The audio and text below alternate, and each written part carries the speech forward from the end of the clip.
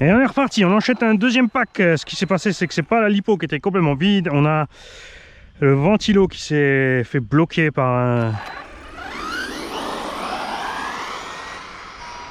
de la paille.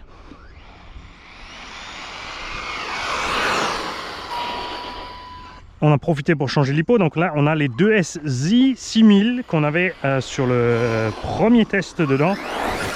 Déjà, pas su tromper tout à l'heure, j'avais pas, je pensais avoir mis des 2SZ 2000 déjà dedans, mais j'étais parti avec du 2S 4008.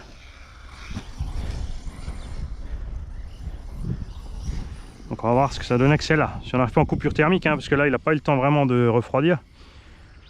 Je suis un peu méchant avec l'engin, mais il faut tester. Il faut lui mettre des kilomètres.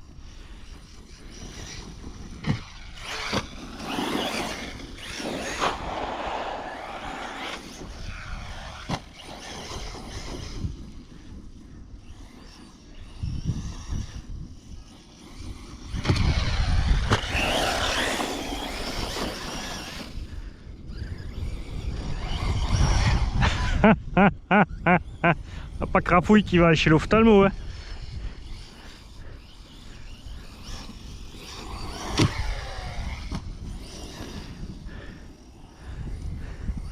Donc les rampes, avant que vous demandiez, viennent de chez Jouet Club. 50 € à peu près la rampe, 60 fois de large, donc fois 100 mm de long et 30 mm de haut. Vous ne trompez pas, hein, il y a des mini rampes sur plein de sites. Skatepark.eu et tout ça là, ils font des descriptifs vraiment totalement foireux, hein. Faites gaffe avec les rampes chez eux, surtout sur les dimensions, ça colle rarement.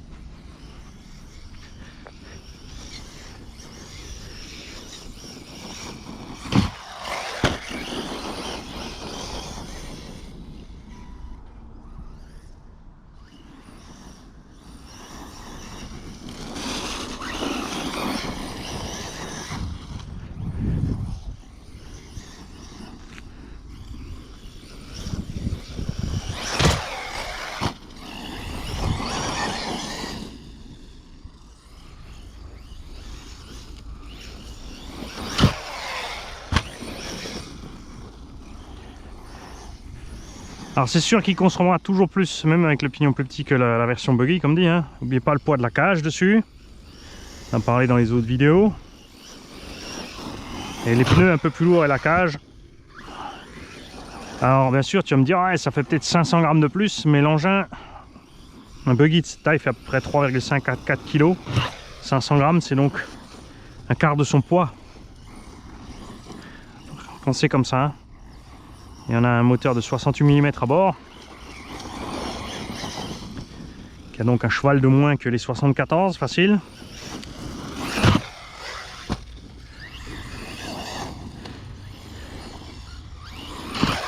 On a aussi un abonné qui a testé pour nous, et un grand merci à lui, la différence entre un Robitronic et un Hobbywing 2200. Donc il a pris les deux combos avec dans le même véhicule. Enfin, d'abord passé avec le Robitronic, puis le Hobbywing. Et clairement une différence de chauffe et d'autonomie, hein. C'est évidemment le Robitronic à 145 €, tout comme les Connect et compagnie sont dégradés par rapport à la version d'origine. Il n'y a que Coralie pour l'instant qui a laissé le matos pleine qualité Hobbywing dans ses engins avec leur combo Curon. Tous les autres ont dégradé les combos, hein. Spectrum aussi, c'est les Hobbywing dégradés. Juste dommage que chez Hobbywing, on n'a que le 2200 kV. Dans beaucoup d'engins, ça fait trop de kV par rapport à la démultiplication. Hobbywing, on a le 2200 et le 2000. Alors les différences ne se remarqueront pas dans des engins légers comme ça, hein, vraiment forcément. Par contre, dans des Truggy et des Monster, vous allez sentir la différence. Donc évidemment, il a ajouté que c'est son ressenti, mais je suis d'accord avec lui. Bien sûr, tout le monde ne peut pas s'amuser à tester ça. Et c'est vrai que faudra peut-être que je me commande un combo 2200 de chaque. Et qu'on fasse le même essai dans le même véhicule avec les mêmes batteries, dans les mêmes conditions pour constater ça.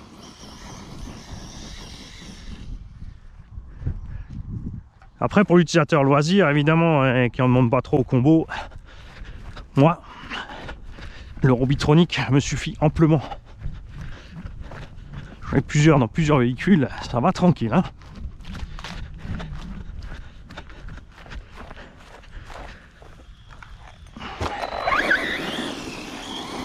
Donc là, on va pas l'envoyer sur le pump track, ça veut dire que les ressorts sont un peu trop mous. Même si on a mis des plus durs, on est resté relativement souple, hein, on n'a pas mis trop dur. Et là, l'engin il racle à fond de partout.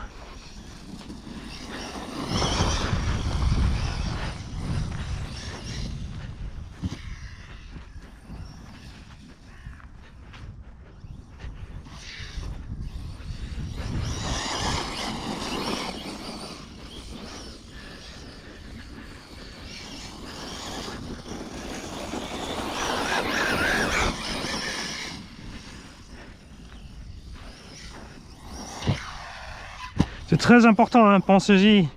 Tout ce que vous testez en matos, donnez-nous des retours dans les commentaires ou par mail si vous voulez pas que ça soit perdu dans un com. Juste, ça moi, je dis pas que je vais y penser, hein, il faudra peut-être me le dire plusieurs fois. Hein.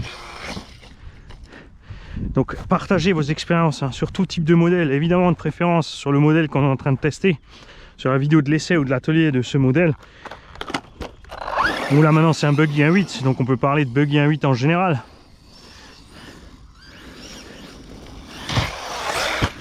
Hein, c'est une chaîne de partage, c'est là pour partager.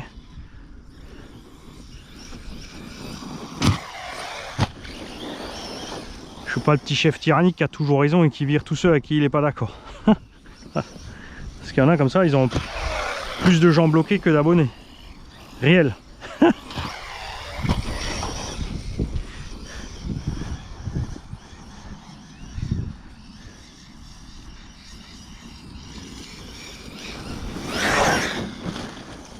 Ah, les autres sont vraiment fatigués. On a quand même un peu plus de patates que celle-là, on a l'impression, même si elles ne sont pas exceptionnelles.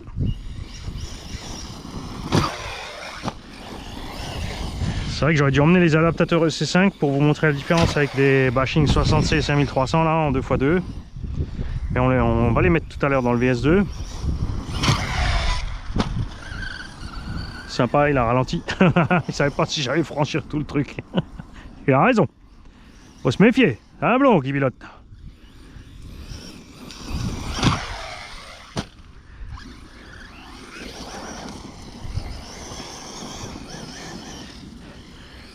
N'oubliez pas que si vous ne faites pas un petit circuit, vous allez consommer beaucoup plus. À rouler dans tous les sens n'importe comment, généralement on met beaucoup plus de gaz. Sauf ceux qui aiment vraiment juste se balader et promener avec les véhicules, ce qui est tout à fait compréhensible aussi.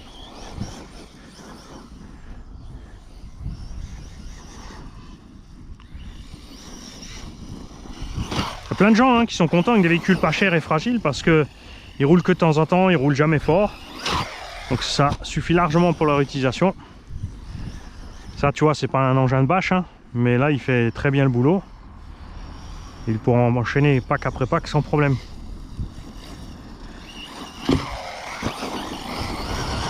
Alors n'exigez pas, si vous avez plein de lipo pour un seul véhicule, la montée en température des éléments. Hein, si tu as 2 jeux de lipo, tu te fais une petite pause entre les deux si tu n'as qu'un véhicule. Si tu as 3 ou 4 jeux, il va falloir un peu plus de pause, tu n'as pas le choix. En hiver ça va aller, mais là tu vois on a un petit 20-25, voilà, franchement pas 25 mais 20-22 degrés. Le soleil cogne quand même.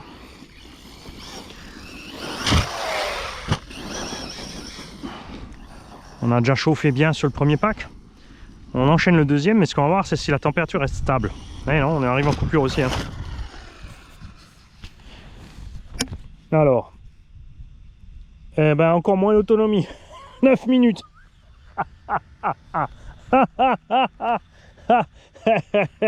Donc ce qui est possible ici c'est qu'on est ouais, là faudra vraiment essayer avec des batteries de meilleure qualité, mais ce qui serait très intéressant aussi c'est d'essayer Est-ce que le moulin mouline trop dans les tours maintenant? Est-ce qu'on est trop souvent plein gaz? Les lipos, ah, elles sont bien chaudes quand même, hein. Les câbles aussi. Moteur, ouais. Bien limite, hein. Alors qu'on est à peine à 20 minutes d'utilisation. Bah là, je crois bien que c'est l'inverse, les kikis.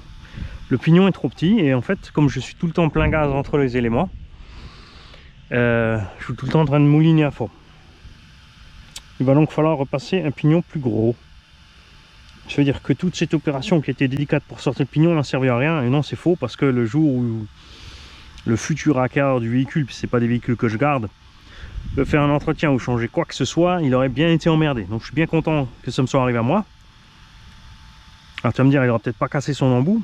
Vu la loquette qu'il y avait dessus, si c'était pas l'embout, c'est la vis qui foirait. Bien. Alors, vais-je me prendre le temps de mettre un adaptateur et de rouler une autre lipo? Enfin, pas aujourd'hui, j'ai pas le matos avec, je crois. Ou au moins 2 Gen 5300 pour voir la différence au niveau de l'autonomie, du comportement de ce machin. Qu'est-ce en dites, les kikis? Faudrait, hein?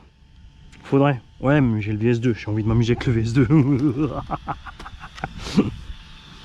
Je vous laisse là, on vous dira ce qu'il en est plus tard. Mais ouais. Ou est-ce qu'on y colle un 74 pour voir ce qui se passe?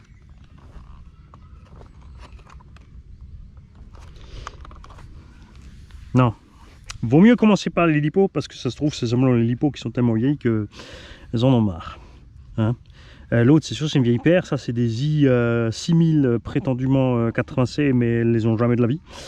Donc ouais, il faudrait vraiment mettre des bonnes lipos dedans pour voir la différence.